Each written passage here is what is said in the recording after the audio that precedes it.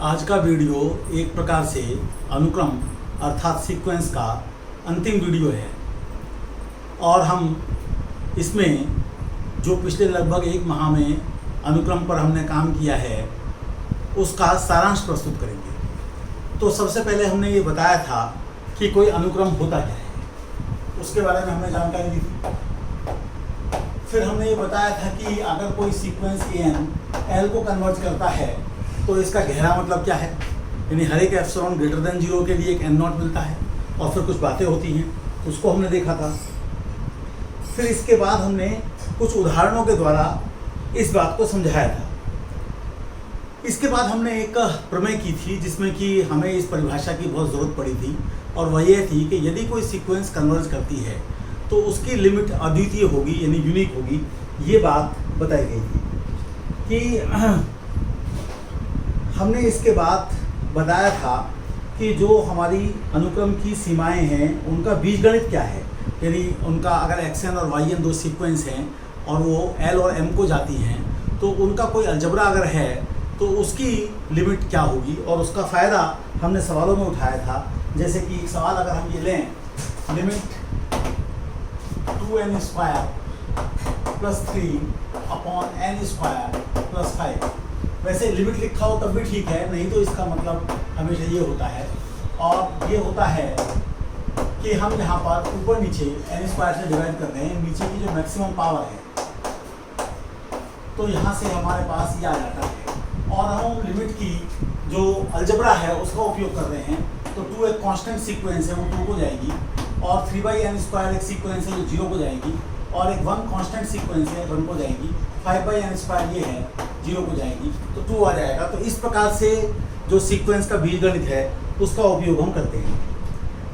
इसके बाद हमने कुछ विशेष प्रमेय बताई थी जिसमें एक सैंडविच थ्योरम थी कि यदि जो हमारा अनुक्रम है उसकी जो पूंछ है, टेल है, वो अगर दो ऐसे अनुक्रम के बीच में फंसी हुई है जो कि समान सीमा समान लिमिट l को जाते हैं तो बीच वाली जो हमारी सीक्वेंस है वो भी फिर l को जाएगी। फिर हमने कुछ कोशी की फर्स्ट एंड सेकंड थ्योरम्स की थी जो कि हमारी कुछ अरिथमेटिक मीन, ज्योमेट्रिक मीन और इसके अलावा रेशो टेस्ट और रूट टेस्ट पर आधारित थी। इसके बाद हमने सिज़ारो थ्योरम की थी, यानी दो सीक्वेंस है उनकी लिमिट मालूम है तो उनसे एक खास तरीके से बनने वाली सीक्वेंस की लिमिट क्या होगी। इसके बाद हमने एक खास तरीके की अनुक्रम देखी थी जिसको हमने एक दिष्ट यानी मोनोटोन सीक्वेंस कहा था, यानी जो या तो बढ़ती जा रही है या घटती जा रही है। तो उसमें हमने कुछ खास बातें रखी थी और उसके बाद हमने ये कहा था कि यदि ये बाउंडेड अबव है या बाउंडेड बिलो है इंक्रीजिंग अथवा डिक्रीजिंग के केस में तो सुप्रीमम अथवा इन्फीमम उसकी जो है लिमिट होगा। और इस बात का फ़ायदा उठाकर हमने आयलर संख्या ई पर बात की थी, आयलर कांस्टेंट गामा पर चर्चा की थी। इसके बाद हम सब सीक्वेंस पर आ गए थे और हमने एक विशेष बात ये कही थी कि यदि कोई सीक्वेंस एल को कन्वर्ज करती है तो उसकी हर एक सब सीक्वेंस भी एल को कन्वर्ज करेगी। और इसके एक तरीके से अपोजिट से हमने ये फ़ायदा उठाया कि यदि किसी सीक्वेंस के दो ऐसे उपानुक्रम हैं, सब सीक्वेंस हैं जो डिफरेंट लिमिट्स को जाते हैं तो शुरुआती जो हमारी सीक्वेंस है उसकी लिमिट एग्जिस्ट नहीं कर सकती। इस प्रकार की बातें हमने की थी। फिर बाद में हमने बोल्जानो रिस्ट्रास थ्योरम की बात की थी कि अगर कोई बाउंडेड सीक्वेंस है तो उसके लिए हमेशा एक कन्वर्जेंट सीक्वेंस हमको अवश्य मिलेगी। इसके बाद हमने एक ऐसे अनुक्रम की बात की थी जिसमें कि हमें सीक्वेंस की लिमिट नहीं पता, लेकिन अगर वो कोशी सीक्वेंस है यानी एक खास तरीके की सीक्वेंस है तो पक्का पक्का वो कन्वर्ज करेगी। किसको कन्वर्ज करेगी ये कई बार हमको पता नहीं होता है। इसके लिए एक विशेष प्रमेय थी जिसको हमने कोशी अभिसारिता कसौटी प्रमेय कहा था और उसका फ़ायदा उठाकर हमने कुछ प्रश्नों को हल किया था। अब बाद में कुछ दो प्रकार के और प्रश्न आएंगे जिनको अभी तक हमने हल नहीं किया है।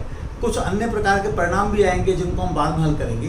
दो प्रकार के प्रश्न कौन से हैं जिनको अभी तक की हम थ्योरी से हल नहीं कर पाते हैं, तो वो कुछ इस प्रकार का है, n sin 2 n factorial e, इसको हमें निकालना है। तो जो हमारे रिजल्ट्स हैं उनसे अभी हम नहीं कर पाते हैं। एक हम जो है definite integral as the limit of a sum, उससे हम कुछ इस प्रकार की लिमिटों की बात कर पाएंगे जो कि इस प्रकार से लिखी हुई हैं।